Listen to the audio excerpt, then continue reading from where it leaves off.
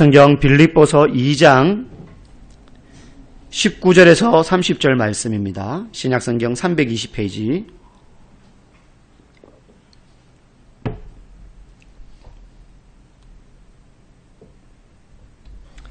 빌립보서 2장 19절에서 30절까지 교독하도록 하겠습니다.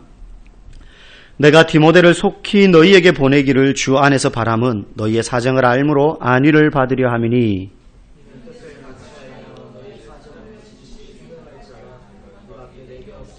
그들이 다 자기 일을 구하고 그리스도 예수의 일을 구하지 아니하되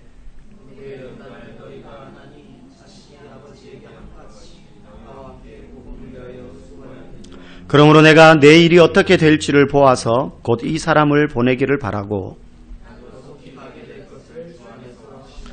그러나 에바브로 디도를 너희에게 보내는 것이 필요한 줄로 생각하노니 그는 나의 형제요 함께 수고하고 함께 군사된 자요 너희 사자로 내가 쓸 것을 돕는 자라.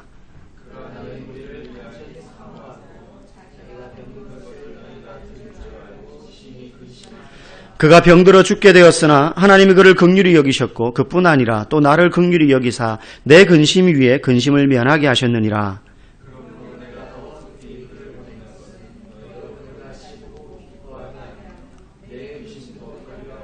이러므로 너희가 주 안에서 모든 기쁨으로 그를 영접하고 또 이와 같은 자들을 존귀히 여기라. 그가 그리스도의 일을 위하여 죽기에 이르러도 자기 목숨을 돌보지 아니한 것은 나를 섬기는 너희의 일에 부족함을 채우려 함이니라. 아멘. 사랑할 때 생기는 일이라는 제목으로 말씀 전하겠습니다. 지금 바울은 로마의 감옥 안에 붙잡혀 있습니다. 물론 감옥이라고 하지만 가택연금 상태이기 때문에 우리가 보통 생각하는 그런 감옥과는 조금 환경은 다르지만 그는 여전히 거주의 자유가 없고 이동의 자유가 없는 가운데 몇 년째 있습니다. 그러는 가운데 바울이 홀로 그 집에 찾아오는 사람들 한 사람 두 사람에게 복음을 전하기 시작하면서 많은 사람들이 바울의 복음을 듣게 되는 기회도 생겼습니다. 그런데 그때 바울의 곁에 누가 있었느냐 하면 디모데와 그리고 에바브로디도 오늘 본문에 나오는 두 사람이 있었어요. 근데 바울에게 들립니다. 그가 전도 여행 가운데 2차 전도 여행, 여러분 마게도냐로 처음 가서 빌립보성에서 옷감 장사 루디아와 간수장을 전도했잖아요. 그 사람들로 인해서 세워진 교회가 빌립보 교회입니다. 그죠? 이방인들로만 구성되어 있는 교회예요. 유대인의 회당도 전혀 없던 지역입니다. 그 교회가 어려운 가운데 있다는 소식을 바울이 듣고 구체적으로 무슨 내용인지 알고 싶어서 이제 편지를 쓰면서 내가 디모데를 너희에게 보낼 테니 너희에게 있는 그러한 소식들이 문제가 무엇인지를 좀 디모데에게 소상히 알려줬으면 좋겠다. 이런 의도로 이제 내가 디모데를 보내겠다라는 내용을 먼저 쓰고 있고요. 그 다음에 에바브로디도도 보내겠다고 합니다. 에바브로디도는 지금 왜 바울 곁에 있느냐 하면 바울이 혼자 있지만 혼자 복음을 전하고 뭐 먹고 살고 하면 살 수 없잖아요. 그래서 바울을 수종드는 거예요. 그래서 이 에바브로도가 올 때 그냥 온 게 아니라 빌립보 성도들이 이 에바브로디도 편에 선교 헌금을 해가지고 붙였습니다. 그래서 이 에바브로디도가 와서 그 선교 헌금으로 제가 저번에 말씀드렸죠. 그 가택연금 상태에 바울을 지키고 감시하는 로마 군인들 월급을 누가 줬다고요? 죄수인 바울이 줬어요. 그 당시에는. 그러니까 돈이 필요한 거죠. 바울이 나가서 돈을 벌 수가 없으니까 가택연금 상태니까. 그래서 빌립보 성도들이 이 사람 편으로 선교헌금을 붙여준 거예요. 그래서 바울의 비서 역할도 하면서 그의 헌금을 전달해 준 상태로 있었는데 이 에바브로디도가 병이 든 거예요. 오늘 본문에 보니까. 그래서 병이 들었다는 소식을 빌립보 성도들이 또 들었어요. 그래서 아마 디모데를 먼저 보냈으니까 디모데를 통해서 들었겠죠. 그래서 듣고는 심히 걱정하고 있는데 이 에바브로디도가 이제 병이 호전되었습니다. 그래서 내가 이 에바브로디도도 너희에게 보내겠다. 그래서 너희가 안심하도록 나은 모습을 너희들이 봐서 안심하도록 내가 보내겠다. 이 내용이 오늘 우리가 읽은 본문입니다. 별거 없는 내용 같습니다.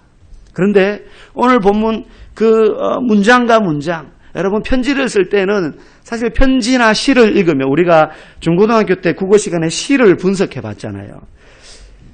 해석 없이 그냥 막 읽으면 사실 별로 감동도 없고 뜻도 잘 모를 경우가 많죠. 은유적이고 비유적인 표현이 많기 때문에.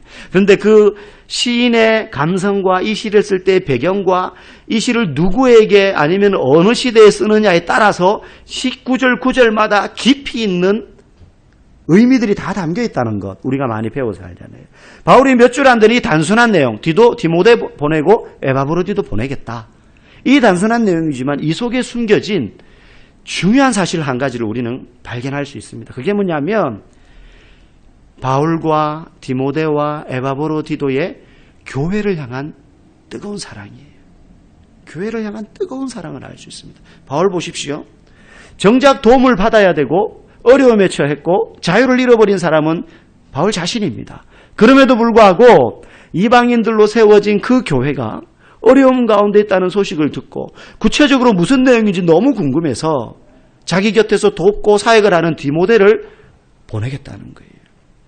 오히려 갇혀 있으면서도 빌립보 교회를 염려하고 있습니다. 빌립보서 곳곳에 그런 내용들이 묻어나와요. 본인이 감옥에 갇혀 있으면서 빌립보 성도들을 향해서 기뻐해라. 항상 기뻐해라. 이런 이야기 하잖아요. 디모데는 어떻습니까? 디모데를 보내는 이유에 대해서 말합니다. 여기 지금 디모데가 없어도 나는 아무 문제 없어서 보내는 게 아니에요. 20절에 보니까 이렇게 말합니다. 이는 뜻을 같이하여 너희 사정을 진실히 생각할 자가 이밖에 없다. 이 디모데밖에 너희의 사정을 깊이 공감하고 이해해 줄 수 있는 사람이 없다. 여러분 빌립보에 성도들이 없어서 보냅니까? 빌립보에 일꾼이 없어요? 리더가 없어요? 그런데 이 수말리 떨어지는 로마에서 디모데를 보내겠다는 거예요. 이유는 단 한 가지예요. 너희들의 사정을 깊이 이해하고 편견을 가지지 않고 공감해주고 들어줄 사람이 디모데뿐이라는 거예요. 디모데의 성도들을 향한 그 열심과 사랑이 어떠한지를 바울이 보증하는 거죠. 바울이 보증하는 거죠. 또한 디모데는 그뿐만 아니라 교회를 향한 복음을 향한 열심이 탁월했습니다. 21절, 22절 보면요. 이렇게 말해요. 그들이 다 자기 일을 구하고 그리스도 예수의 일을 구하지 아니하되 디모데의 연단을 너희가 안 하니 자식이 아버지에게 함같이 나와 함께 복음을 위하여 수고하였느니라. 이게 지금 무슨 말이냐면 다른 사람들을 보내줄 수도 있지만 자질이나 뭐나 디모데 정도의 사람들도 있지만 그 사람들은 다 어땠다는 거예요? 자기 일을 구하고 그리스도 예수의 일을 구하지 아니하였다는 거예요. 그 당시에 많은 그리스도인들이 그러했던 것처럼 전적으로 12사도들처럼 복음을 위해서만 사역을 했던 사람들보다 보통 이 시대의 대부분의 성도들처럼 생업의 현장에 있으면서 삶의 자리에서 복음을 전했던 순회 전도자들, 이런 사람들이 많았었어요. 그래서 어느 도시에 가면 거기서 일하면서, 요즘으로 말하면 직장 얻어서 알바하면서 복음 전하는 거죠. 그것만 해도 큰 헌신이에요, 사실은. 그렇죠? 요즘으로 말하면 단기 선교 가는 거죠. 예. 올라운드로 전 생애를 다 드리는 선교사는 아니더라도 단기 선교로 내가 일부러 시간 내서 가서 선교하는 사람들이 있잖아요. 그런데 바울은요, 그 사람들을 그래서 이렇게 말해요. 디모데에 비하면 그 사람들은 그리스도의 예수의 일을 구하는 자들이 아니라 자기 일을 먼저 구하는 사람들. 근데 이 디모데는 자기의 일을 뒤로 하고 교회를 위하여, 너희들을 위하여 온전히 먼저 헌신할 사람이라는 것이죠. 그러면서 이 디모데가 얼마나 이 디모데가 고생을 많이 했는지, 연단을 너희가 안 하니 라고 말하죠. 디모데가 얼마나 어려움을 많이 겪었는지 너희가 알지 않냐. 그가 나와 함께 복음을 위하여 수고했다, 이때까지. 복음을 위하여 디모데가 얼마나 수고했냐. 너희가 알지 않냐. 디모데밖에 없다. 너희들의 어려움과 고난을 이해할 사람은. 여러분, 보통 목사에게 성도들이 많이 가지고 있는 생각이, 목사님은 세상 경험을 안 해봐가지고 세상 돌아가는 걸 잘 몰라요. 솔직히. 성도들이 먼저 그런 말을 하는 경우는 잘 없어요. 제가 먼저 그런 말을 넌지시 꺼내면, 맞아요, 목사님들은 그런 거 잘 몰라요. 우리를 잘 다 이해 못해요. 맞아요. 100% 이해할 수 없어요. 그것만 이해 못하겠습니까? 장례당한 집에 가가지고 조문을 하고 위로를 해주고 싶은데 아무리 내 온 마음을 다해 슬픔을 표현하려고 해도 사실 그거 100% 다 이해 못하죠. 사랑하는 사람을 잃은 사람의 아픔을 내가 어떻게 다 이해합니까? 그 사람과 비슷하거나 동일한 경험을 해본 사람이라면 더할 나위 없겠죠. 근데 디모데는 그런 거예요. 복음을 위하여 바울과 함께 수고하면서 얼마나 연단을 많이 받았는지 너희가 알지 않냐. 그렇기 때문에 지금 너희가 고난받고 어려움 받는 것, 이 디모데야말로 충분히 너희를 이해하고 공감할 수 있다. 그래서 디모데를 너희에게 보낸다. 마찬가지로 에바브로디도는 왜 보냅니까? 25절에 보니까 에바브로디도에 대해서 이렇게 말합니다. 그는 나의 형제요 함께 수고하고 함께 군사된 자다. 비슷합니다. 디모데에 대한 평가와 함께. 그죠? 그는 나의 형제요 나와 함께 복음에 수고한 사람이다. 그도 복음을 위하여 헌신하고 수고했다는 거예요. 이들이 교회를 위하여 다른 사람들과 비교했을 때 자기의 일을 먼저 구하지 않고 그리스도 예수를 위하여 교회를 위해서 헌신할 수 있었던 유일한 이유가 한 가지 있습니다. 그것은 바로 그리스도를 향한 뜨거운 타오르는 사랑 때문에 그래요. 여러분, 사람들은 가만히 내버려두면 누구라도 자기의 이익을 위하여서 우선적으로 생각하고 움직이게 되어 있습니다. 목사도 별 수가 없어요. 이게 내게 이익이 되는가에 따라서 사람을 골라 사깁니다. 이게 내게 유익이 되느냐에 따라서 심지어 교회 일을 취사 선택합니다. 예. 여러분, 큰 교회들 가면요, 올 연말에 임직 직분자 선출이 있습니다.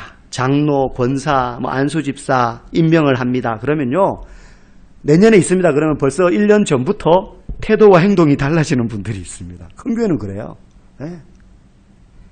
그래서 그 전까지는 봉사 안 하시던 분이 갑자기 막 주차 봉사 막 하고요, 식당 봉사 막 하고요, 앞에서 안내 막 하고요.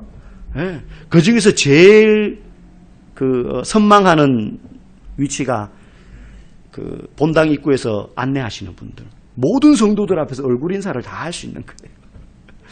근데 식당, 주차 봉사 이런 거는 사실은 교회에서 3D 업종에 들어갑니다. 3D 업종. 큰 교회 가면요, 주차 봉사 하다가요, 성도들한테 요거도 먹고요, 멱살 잡히는 경우들도 제가 봤어요. 성도가 뭐가 없어요. 자기 유익에 침해를 입으면. 주차했는데 빨리 안 빼줬다고 막 예배 마치고 나와가지고 손가락질하면서 싸우면서, 나 다음 주부터 이 교회 안 나올 테니 너도 나오지 마. 자기만 안 나오면 되지. 혼자 안 나오자니 억울한가 봐요. 말씀 듣고 나와가지고 내 이익이 조금이라도 침해받는다고 생각하면 신앙이고 뭐고 없어요. 요즘 사람들은. 이게 가만히 있으면 우리는 다 내 유익을 따라서 판단하고 움직인다는 것이에요. 왜? 우리 안에 죄된 본성 때문에 그렇습니다. 내버려두면 우리는 그쪽으로 가요. 우리는 죄 짓는 건 안 가르쳐줘도 어떻게 그렇게 잘하는지 몰라요. 애들 보세요. 나쁜 건 안 가르쳐줘도 잘해요. 해서는 안 될 거 그렇게 하지 마라 해도 그거 잘 못 고치는데, 하라고 말하는데 그런 것들을 얼마나 잘하는지 몰라요. 예. 저희 집에서도 엄마가 이렇게 쓰면 안 되는 단어들이 많이 있어요. 저는 잘 모르는데 한 번씩 보면 제가 못 알아들을 암호를 애들이 막 써요. 나중에는 보니까 그 말을 쓰면 안 되니까 그 표현을 하고 싶은데 말을 빙 둘러가지고 이렇게 바보 이런 말 쓰면 안 되거든요. 이제 형제들끼리. 그러니까 비버. 저 비버라고. 아이고 이 비버. 짐승 비버는 알겠는데 저 비버를 왜 맥락 없이 쓰지? 나중에 알고 보니까 바보 그러면 벌금 내야 돼요. 용돈을 까거든요. 우리는 무조건 돈으로 그냥. 예. 용돈기 입장에 까야 돼요. 그러니까 애들이 그게 무서우니까 이 비버야 이런 거. 예. 헐 이런 말 쓰면 안 돼요. 헐 이런 말 줄임말 쓰면 안 되고. 예. 나쁜 걸 어떻게 그렇게 잘하는지 몰라요. 안 가르쳐줘도. 여러분, 그런데요, 이걸 뛰어넘는 유일한 약이 있습니다. 그게 뭐냐면 사랑이에요. 사랑. 사랑을 하면 나의 이익이라는 이 절대적인 죄의 본성에 마치 자석처럼 이끌리는 이 본성을 뛰어넘어서 행동을 해요. 여러분, 뜨거운 사랑 해보신 분들 그게 무슨 의미인지 잘 아시잖아요. 사랑을 하면요, 일단 세상이 아름다워 보입니다. 어제와 똑같이 다름없는 미세먼지가 가득 껴있는 세상인데 그게 나를 환영하는 어슴푸레한 안개처럼 느껴져요. 네. 그리고 놀랍게도 내가 사랑하는 그 사람이 장동건보다 멋있어 보이고 고현정보다 예뻐 보이는 기적이 일어나요. 감정이 이성을 지배하고 통제해요. 이성이 판단을 못하게 만들어요. 사랑을 하면 그런 일이 생겨요. 사랑할 때 생기는 일이 이런 거예요. 과거에 여러분 그랬죠?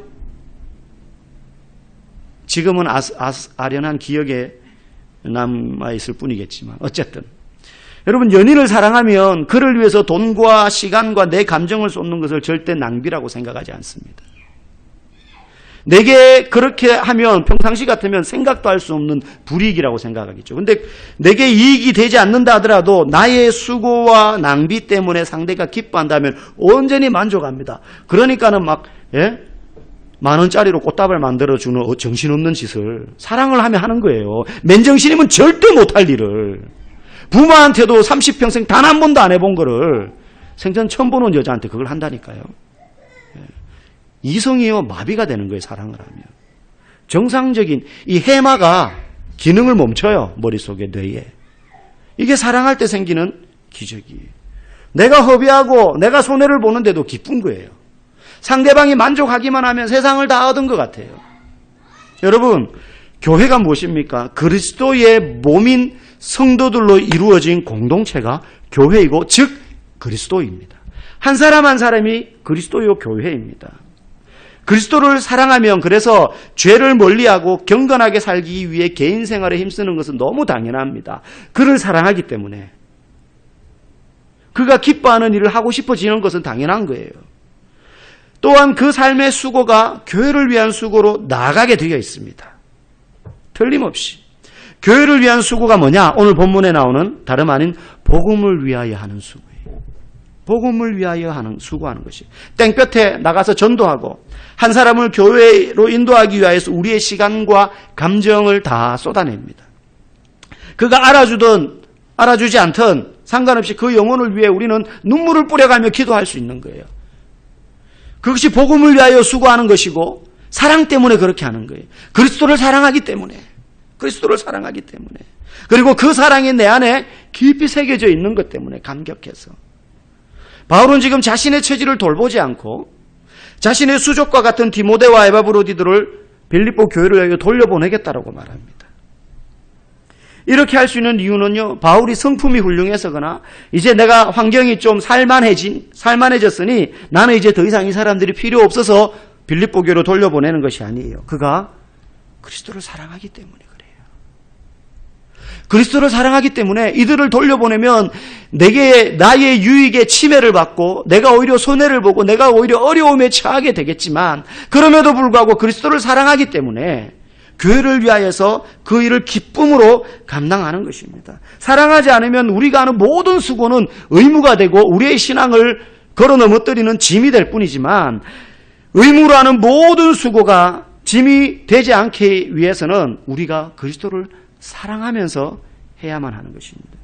여러분 실제로 우리는요 오늘 너무 바쁘게 살고요. 그러면서도 힘들게 살아요. 그렇게 힘들고 바쁘게 사는데도 삶에 만족이 없어요. 풍족함에 만족하지 못해요. 물론 과거와는 더할 나위 없이 편리하고 풍족해졌지만 그래도 만족하지 못하잖아요.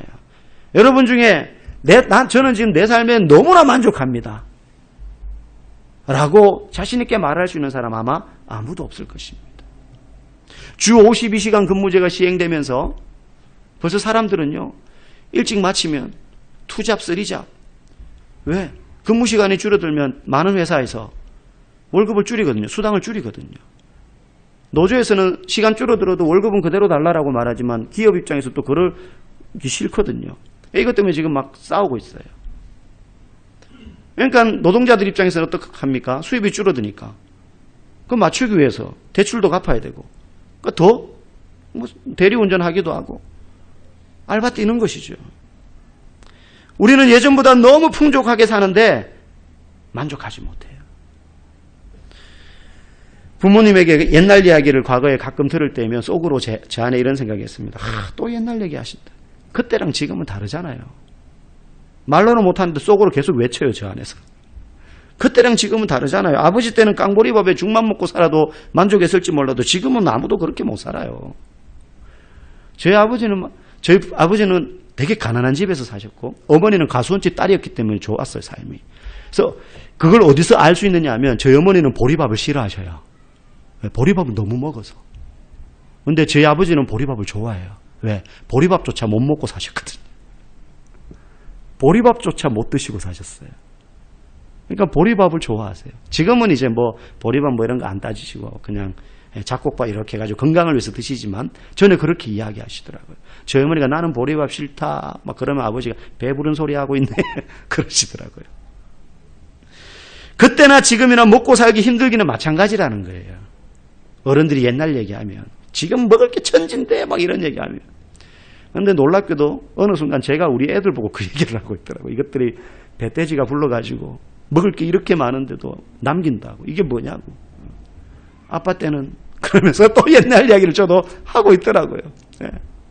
여러분, 내 환경이 좀 여유로워지면, 내가 믿음이 좀 더 성장하면 그때 하겠습니다 라고 우리는 많은 이야기를 합니다. 그런데 기억할 것이 있습니다. 그런 날은 오지 않습니다. 내가 환경이 좀 더 여유로워지면, 좀 더 내가 안정되게 되면, 내가 좀 더 내 삶의 만족감을 느끼면 그때 내가 헌신하겠습니다. 절대 우리가 살아생전에 그런 날은 오지 않습니다. 아무리 우리가 여유가 있어지고 살만해지고 풍족해져도 우리는 만족할 줄 모르기 때문이에요. 여러분, 잘 사는 나라가 못 사는 나라보다 자살률이 더 높은 거 아세요? 못 살면 힘들어가지고 더 많이 자살할 것 같은데 먹을 게 천지에 널렸고 얼마든지 먹을 수 있고 여행 갈 수 있고 따뜻한 집에 살고 한 집에 차 몇 대씩 굴리는 그런 우리나라만 해도 선진국이에요. 자살률이 전 세계에서 1, 2위를 다투잖아요. 먹고 살만한데 왜 다투요? 오히려 먹고 살기 힘들 그때는 안 죽어요. 안 죽어요. 진짜 힘든 사람들은 어찌할 수 없이 극단적인 선택을 했지만 대부분의 사람들은 이 깎게 물고 막 내가 우리 가족도 내가 먹여 살려야지 하면서 살았어요. 근데 지금 편한데 더 많이 죽어요. 왜? 만족함이 없기 때문이에요. 우리의 만족은 환경의 풍성함에 달려있는 것이 아니라는 겁니다.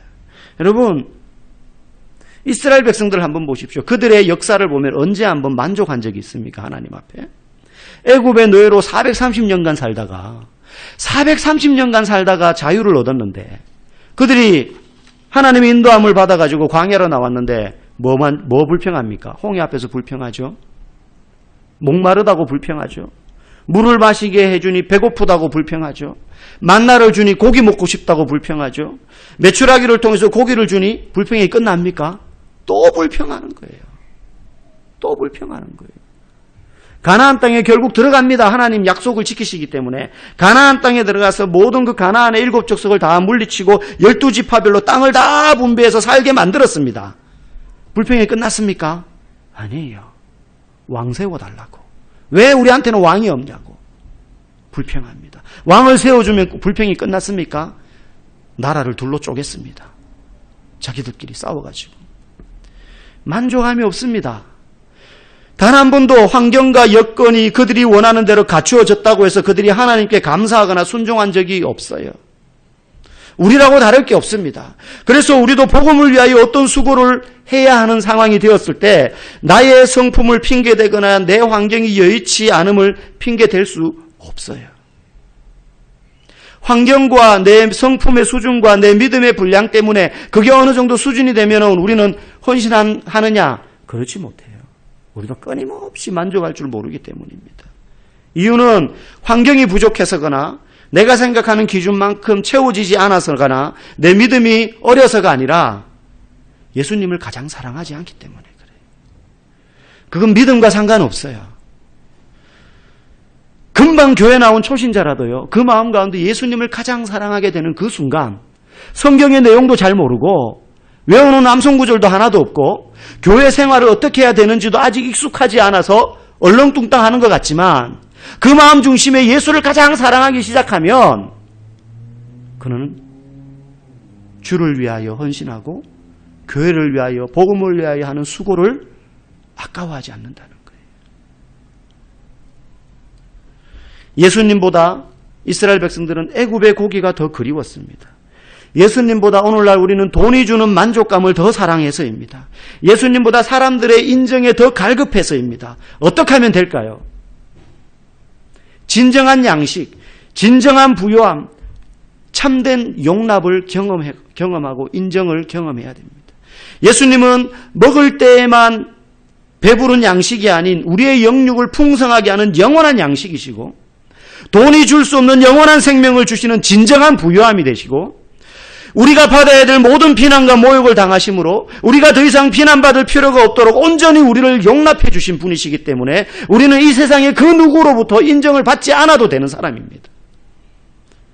그러므로 예수 그리스도를 가장 사랑할 때라야만이 우리의 마음속에는 다른 것이 자리할 수 없게 되는 것입니다.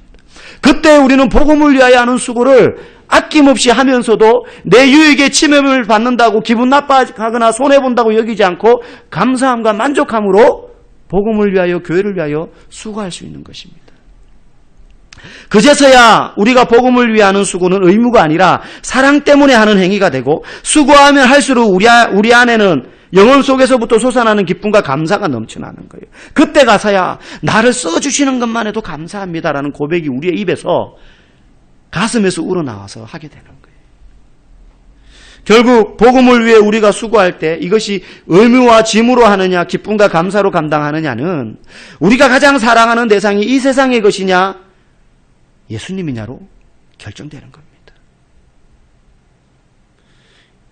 이것을 뒷받침하는 우리의 정신을 번쩍 들게 하는 구절이 있습니다. 요한일서 2장 15절 말씀입니다. 우리 한번 찾아서 읽어볼까요? 요한일서 2장 15절 말씀.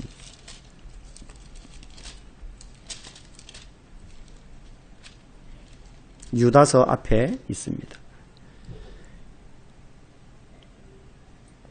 신약성경 389페이지 2장 15절 시작. 이 세상이나 세상에 있는 것들을 사랑하지 말라. 누구든지 세상을 사랑하면 아버지의 사랑이 그 안에 있지 아니하니. 누구든지 이 세상이나 세상에 있는 것들을 사랑하지 말라. 세상을 사랑하면 아버지의 사랑이 그 안에 있지 아니하니. 이게 무슨 말이냐면 세상과 주님을 동시에 사랑할 수 없다는 뜻이에요. 그런데 우리는 이 땅을 살면서 끊임없이 이 불가능한 일을 하려고 합니다. 계속해서 이 두 가지를 동시에 사랑하려고 합니다. 세상과 하나님을 동시에 사랑하려는 자체가 사실은 하나님을 사랑하지 않는다는 거예요. 우리의 마음에 항상 세상에도 무게중심이 가 있고 하나님께도 무게중심이 가 있는데 필요할 때 이쪽으로 더 기울어지는 거예요. 이스라엘 백성들의 문제는 하나님을 섬기지 않은 것이 아니고 우상과 하나님을 함께 섬기려 했던 것입니다. 이스라엘 역사에 보면 하나님을 떠났던 적은 한 번도 없어요. 솔로몬의 잘못이 무엇입니까? 성전을 멋들어지게 지어놓고 하나님께 제사를 안 지낸 것이 아니라 제사 잘 드렸습니다. 그런데 동시에 우상도 그 하나님의 전에 같이 들여다 놓은 거예요. 오늘 우리도 그러해요. 오늘날 많은 성도들은 돈과 하나님, 성공과 하나님, 안락한 삶과 하나님을 함께 섬기려고 합니다. 성경은 명백하게 이야기합니다. 둘 중에 하나를 선택해야 된다. 한 사람이 두 주인을 섬길 수 없기 때문에. 이 세상의 것을 사랑하지 않아야 되는 이유는 명백합니다. 그 다음 16절에 나옵니다. 우리 같이 한번 읽어봅시다. 시작. 이는 세상에 있는 모든 것이 육신의 정욕과 안목의 정욕과 이생의 자랑이니 다 아버지께로부터 온 것이 아니요 세상으로부터 온 것이기 때문에. 우리가 누려야 될 진정한 풍요는요, 돈이 아니라 하나님 나라를 우리에게 가져다 주신 예수님입니다. 우리가 진정 바라는 성공은 이 세상에서의 성공이 아니라 죄와 사망의 권세에서 승리케 하신 예수님께서 이미 우리에게 주셨다는 사실을 믿는 겁니다. 그 사람이 성공한 사람이에요. 우리가 원하는 진정한 삶의 평안과 안전함은 예수님이 말씀하신 것처럼 내가 주는 평안은 세상이 주는 것과 다르다라고 말씀하신 그 예수님의 평안을 소유하는 사람, 그 사람이 진정한 평안과 안전함을 얻는 사람입니다.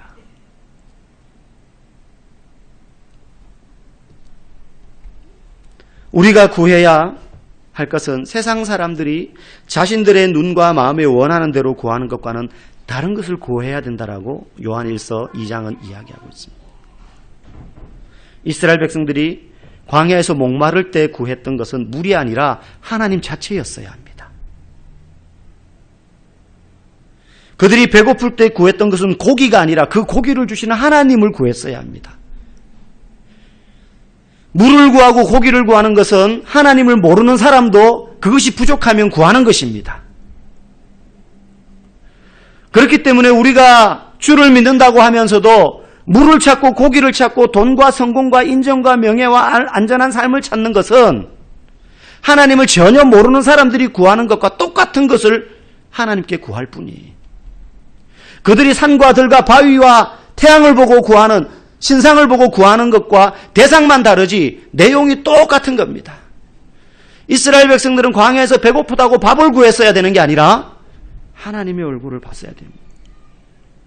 목마르다고 물 주세요 물 주세요 외치면서 불평할 게 아니라 그들을 그런 목마름 가운데 있음에도 불구하고 죄의 노예 상태에서 구해내셨던 하나님을 구했어야 되는 것입니다. 오늘날 우리가 삶에 문제가 생겼을 때 구해야 하는 것은 눈에 보이는 문제 해결이 아니라 하나님이어야 합니다. 주님, 우리 집에 먹을 쌀이 떨어졌어요. 애를 학원에 보내야 되는데 학원비가 없어요. 예방접종을 해야 되는데 돈이 없어요. 예방주사 맞을 수 있게 해주세요. 가 아니라 눈을 들어 주님을 바라보는 것입니다. 주님, 이런 상황 속에서 내 입술에서 주를 향한 원망이 나오지 않게 하시고 주님이 우리 가정에 이러한 경제적인 어려움과 질병의 어려움과 삶의 막막함 가운데에도 우리를 여전히 보실 뿐만 아니라 지금 여기 나와 함께 계시다는 사실을 내가 굳게 믿게 해주십시오. 여러분, 그 안에 그게 다 들어있어요. 너희를 위하여 자기 아들을 내어주시니가 너희를 위하여 다른 모든 것을 은사로 주시지 아니하겠느냐. 그것은 예수님을 다른 무엇보다 가장 사랑할 때 가능한 것입니다. 너무나 단순한 이 진리에 우리의 인생의 해답이 있는 것입니다. 저와 여러분들이 다른 무엇이 내 안에 사랑의 대상이 되지 않도록 그 사랑이 우리의 복음을 위해 수고하고도 만족과 기쁨이 넘치게 하는 것입니다. 작은 교회에서 수고 봉사하다 보면 이 사람이 이 일도 하고 저 일도 하고 또 이 일도 하고 전도 나갔다가 교사도 하고 청소도 하고 뭐도 하고 다 해야 됩니다. 성도뿐만 아니라 목사도 그렇죠. 네. 카페 사장입니다, 저는. 근데 제가 제일 일찍 와가지고 문 열고 쓸고 제가 얼음 담당이거든요. 쓰레기 비우고 가끔 설거지 할 때도 있어요. 직원들이 출근할 걸 미리 준비해 놓습니다. 농담이지만 작은 교회다 보면 여러 일을 하다 보면 이게 짐이 되고 의무가 될 때 있습니다. 그때 우리의 마음이 늘 기억해야 될 게 바로 이거예요. 예수님을 사랑하자. 예수님을 사랑해야 된다는 것이죠. 우리 모두가 그리스도에 대한 사랑을 가장 갈망할 때 오늘 본문에 나오는 이 놀라운 일들이 수고로움이 아니라 짐이나 부담이 아니라 감사와 감격과 써주시는 것만으로도 감사합니다. 바울이 디모데와 에바브로디도를 빌립보에 보내면서도 기뻐할 수 있는 것과 같은 그 기쁨이 저와 여러분의 삶 가운데 넘쳐나게 되기를 주의 이름으로 간절히 소망합니다.